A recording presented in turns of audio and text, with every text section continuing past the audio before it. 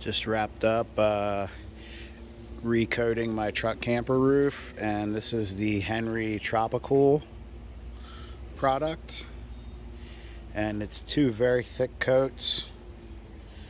The thing I like about it is you can just go up over all your lap sealant just to get a full seal.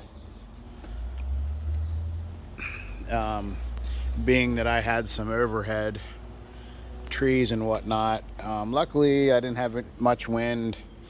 Couple small little leaves came down, and that was actually as it was curing after the first coat, so it didn't really stick.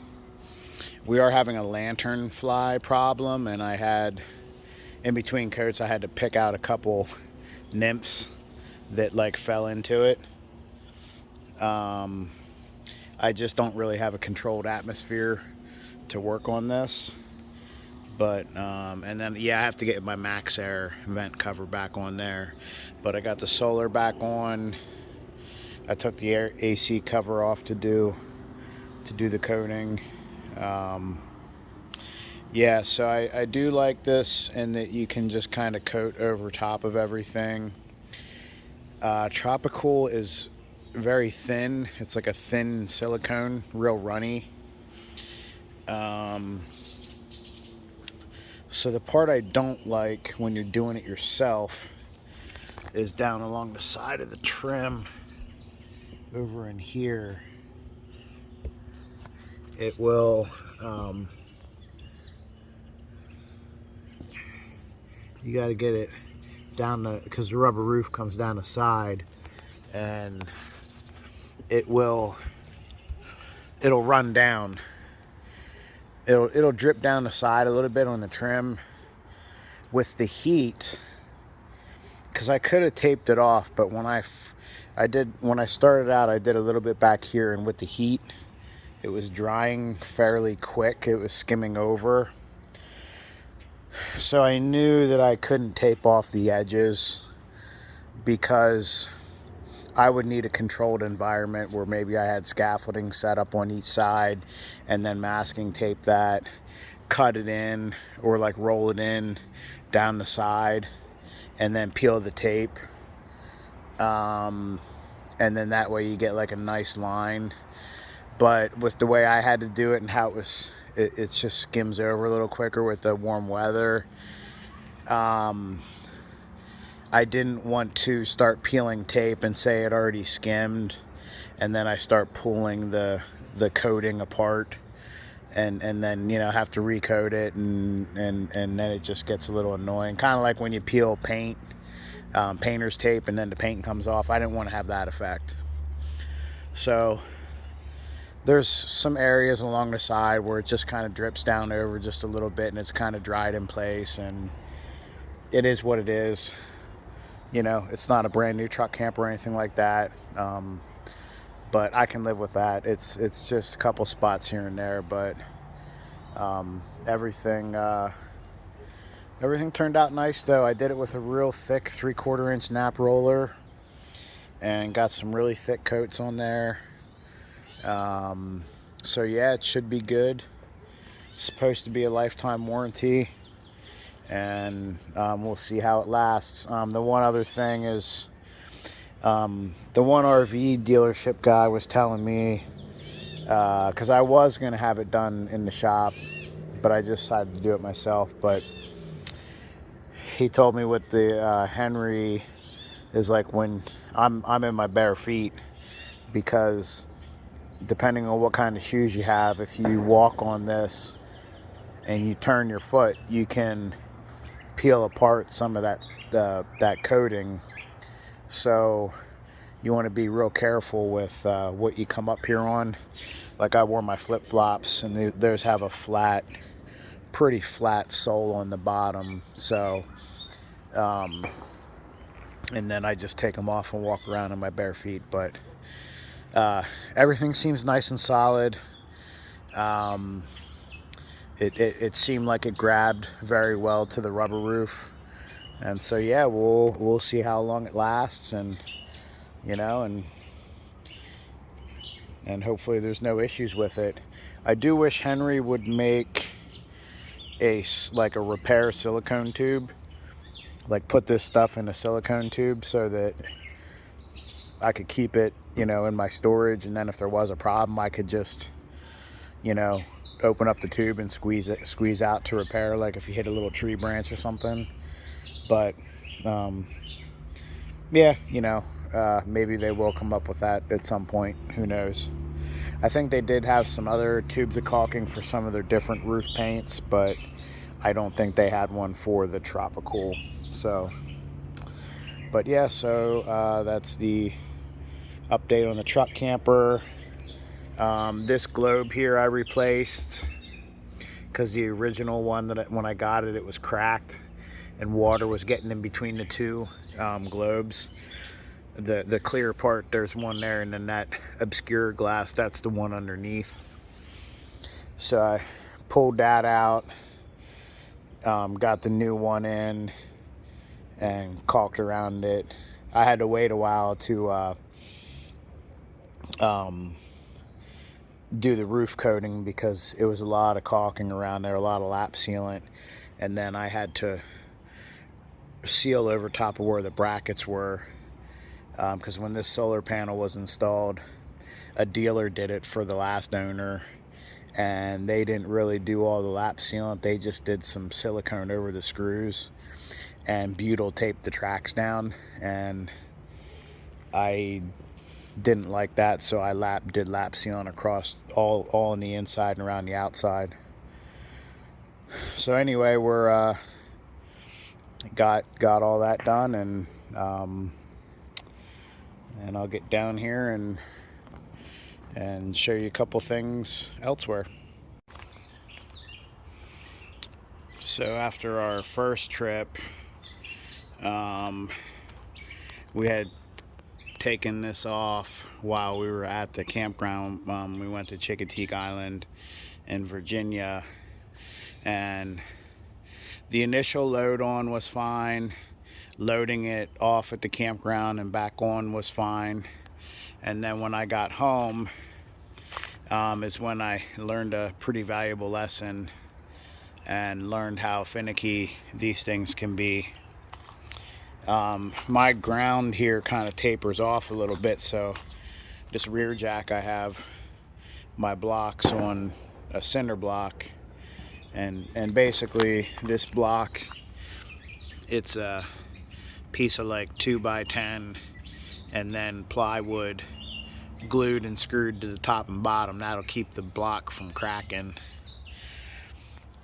And what happened was when I was putting this back into place and pulling out, I thought I was good, and here the back of my bed kinked a little bit, and I knew I was tight, and then I tried to back up a little bit, but I thought I was still clear of the side, and it rubbed. My truck rubbed. I was halfway out, and then it pushed this completely off, and the whole camper like kind of came back, and it went off the blocks in the back. And it took me about an hour. I had to block the camper in my truck bed to secure everything so I could get the blocks back under it. Now I won't be using the cinder block anymore, just because of the way that kind of fell back. That way, if there ever was another issue, it wouldn't fall down as far. So that was the one thing, is that, and when I was doing that, it was like just getting back from vacation and had a million things in my mind and trying to get this thing off. And that was the big thing, is like you just can't be distracted when you're unloading these. My legs, because of it falling that way, the camper went that way and they stayed on. Luckily, these brackets are perfectly fine. What soaked up the movement was the dolly bracket here, and these actually kind of bent just a little bit. Now once I get this back on the truck, I think I can get those bent back into place. I don't even need them because I don't have a dually, but this thing kind of saved it, because I think that if this was attached right to the bracket, the way that fell, it would have ripped it completely out, and I think I really would have had a problem. So kind of fortunate for the dually brackets, but very finicky with, you got to just be real careful. I learned that lesson, but other than that, everything's working good on the Arctic Fox. No complaints. Fridge works good. AC, the AC will freeze you out of the camper. I got a Prince license plate holder for my wife. She likes Prince. So do I, you know, but she's all about Prince. And so everything else has been really good with the camper. Had to fix, you know, like some of these little trims here. There was a piece on the high side that was coming loose, so I replaced that. But yeah, everything is working good on it. There's my Chincoteague Island sticker. We stayed at the Pine Grove Campground, which I was there before, and that's a really nice place, and they got a lot of cool like peacocks and black swans there. And that's a sticker from when we stopped at Wallops Island and checked out the NASA center. So, but yeah, there she is. Just got done with the painting of the roof, which went okay. But yeah, everything's looking good with it. Roof's all sealed up, and getting ready for another trip this weekend, and got a couple more in the queue. Yeah, the truck camper is great. We love it. After having travel trailer, big fifth wheel with 3 slide outs, this thing's great. The hitching and unhitching is tough. It's not easy. I'm sure in time things will get easier with it. I mean, I can hook up a travel trailer in, you know, like probably 5 minutes. Fifth wheel is probably about the same. You know, actually, I think a fifth wheel is a little quicker. I can back them in good, but this guy, once you're hooked up to it, it's so much easier to drive, less stressful. And then just the idea of like being able to get in better campsites, smaller campsites. You don't have to go to campsites. I mean, this weekend we're going to visit one of my best friends and his wife, and we haven't seen him in several years. We tried to plan it 2.5 years ago, and that didn't work out because of all the events. So we're going to go down there and basically just kind of like just have it in their driveway. They got a pool, and we're going to be doing all kinds of stuff, but we won't be imposing on their sleeping arrangements with the kids and everything. So that works out. Then we're going to be doing a trip later on in the year. One of them will be doing Skyline Drive, which would be nice because then we can just hop off and slide in a campground for the night. And then another one's going to be kind of like a freelance trip where we go out to Rock and Roll Hall of Fame, Cleveland, and then we're going to head back up into Erie, around Lake Erie at that Presque Isle State Park. And then after that, there's some like winery type of trail, and there's wineries and restaurants and stuff like that. So it's just going to be like one of those trips where we're just going to be trying to find places to, you know, set up and camp for the night, whether it be a campground or not. So I know some people that used to live in Erie, so I got a lot of good tips of the areas and the spots along the wine trails for that. So, but yeah, aside from the loading and unloading, This thing is great. It's taken me a little while to kind of like just get used to it. Um, but yeah, I mean, we love it.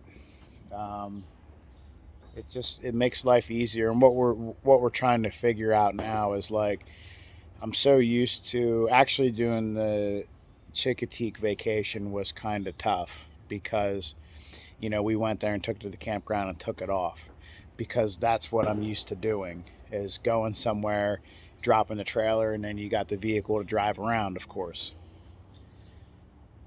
And so one of the things I'm trying to get away from is that in and of itself is that I want to get more trips where that guy stays on the truck and we figure out how to keep it on the truck and do the things that we want to do and not have to do the unloading part, which it's not going to be that hard. It's just, I'm not going to say it takes more planning. I just think that maybe I just have to be a little bit more spontaneous and just not try to overthink things is the big part. But yeah, so the Arctic Fox so far has been great. Everything's working good. Yeah, I've been really liking it. So now that I got that roof sealed up, that's going to be good for. It's a lifetime warranty on it. Uh, I mean, I'm thinking that it's going to last a long time. It's probably going to outlast what I want to have it for, for the next couple years or whatever. So, yeah, I'll keep monitoring it and see how it works because I got 2 really good coats on there. Got it all cleaned up properly before I coated it, and so, yep. So there it is, Arctic Fox, and maybe some of my upcoming trips. I'll make a little bit of video footage. So, but good to go.